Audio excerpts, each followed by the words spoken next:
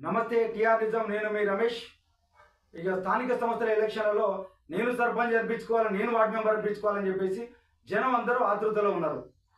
ప్రతి ఒక్కరు డబ్బులు ఖర్చు పెడతాడు, ప్రతి ఒక్కరు అనిపించుకోవాలని ఆశ ఉంటుంది. కానీ విఘ్నుడెవడు, ఎవడైతే పని చేస్తాడు, ఎవడైతే ప్రజా సమస్యలను తీరుస్తాడని ఆలోచన చేయాల్సిన అవసరం ఉంటుంది. ఎందుకంటే వాడు ఇచ్చే 500 1000 రూపాయలు తీసుకొని ఓటేస్తే 5 ఏళ్ల తర్వాత మిమ్మల్ని ఆగమాగం చేస్తాడు. ఇక తర్వాత వాడు అవినీతి చేసిండు, అది చేసిండు, ఇవి చేసిండు అంటే వాడు చేయకుంటుంటాడా? మీరు ఫస్ట్ విఘ్నుల్ని, తెలివికల్లవంతుల్ని, ఆలోచన పరుని ఎన్నుకుంటే ఆ గ్రామము, ఆ వార్డు సక్రమంగా పనిచేస్తుంది. ఎందుకంటే ఒక దేశానికి గ్రామాలే పట్టుకొమ్మాలని చెప్పేసి నానుడు ఉన్నది. అది వదిలిపెట్టి ఈరోజు డబ్బులకు కకృతి పడి ఓటు వేసినామా, లేకపోతే వీడు మా సుట్టపోడు, లేకపోతే మేము మంది ఎక్కున్నాం కాబట్టి ఓట్లు వేయాలి అని ఆతృతలో ఉంటే ఆగమైపోతారో ఆలోచన చేయాలి.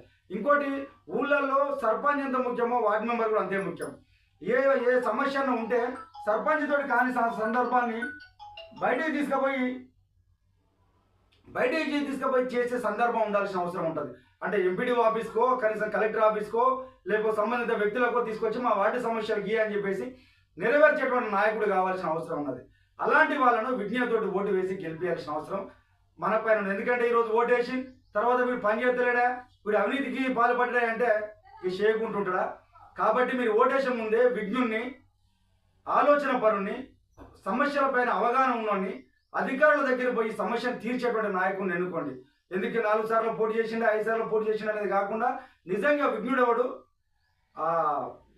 అసలు ఆలోచన పడేవాడు, ఎవడైతే డెవలప్మెంట్ జరుగుతుందో, ఎవడైతే పొద్దుగా మన దగ్గరకు వచ్చి మన సమస్యను పరిష్కారం చేస్తాడు. ఇక ఊళ్ళో సమస్య పరిష్కారం కాకపోతే పై అధికారుల దృష్టికి తీసుకుపోయి నాయకుడు ఎవడు అని విజ్ఞతతో ఓటు వేసి ఆ గ్రామంలో సంబంధించినటువంటి వార్డు మెంబర్ కానీ సర్పంచ్ కానీ ఎన్నుకుంటే అన్ని విధాలుగా బాగుంటుంది. ఇక తర్వాత ఆగమాగం అయ్యి అంత అయిపోయిందా, మీ వాడు అవినీతి చేస్తాడే అంటే ఇక మరి ఫస్ట్ మన చేతుల్లోనే ఉంటుంది. కాబట్టి ఒకసారి ఆలోచించాలి. వాడు ఇచ్చేటువంటి 500 1000 రూపాయలు ఇక దేనికి ఉపయోగపడతాయో మీకు ఆలోచించుకోవాల్సిన సందర్భం ఉంటుంది. ఇప్పటికైనా ఓటర్ మహాశైలారా, గ్రామస్తులారా, యువకులారా, నిజంగా ఎవరైతే ఆడ సేవ చేస్తారో, ఎవరైతే ఆడ అభివృద్ధి చేస్తారో వాళ్ళను ఎన్నుకొని ఓటేయండి. రేపు పొద్దుగాల మనకు పిలవంగానే అందుబాటులోకి వచ్చే నాయకుడు కావాలి. రేపు పొద్దుగాల రాగానే వాళ్ళ పనిని తొలిపెట్టి ప్రజా సమస్యలు తీర్చేటువంటి నాయకుడు కావాల్సిన అవసరం ఉంటుంది. అలాంటి సేవ చేసే నాయకుడిని ఎన్నుకోండి. కొద్దిమంది 40 సంవత్సరాల నుంచి ఊరిని సేవ చేసుకుంటూ ఉన్నారు, కనీసం వాళ్ళు సర్పంచ్ అనుభవిస్తామంటే లేదు, వాళ్ళకి వార్డు మెంబర్ అవకాశాలు కొన్ని వస్తానే. అలాంటి వాళ్ళని కూడా మీరు గుర్తించండి.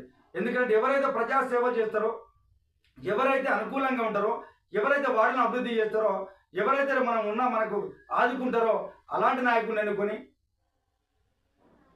వాళ్ళను గెలిపించుకుంటే ఆడ గ్రామాభివృద్ధి, వార్డు అభివృద్ధి ఉంటుందని చెప్పి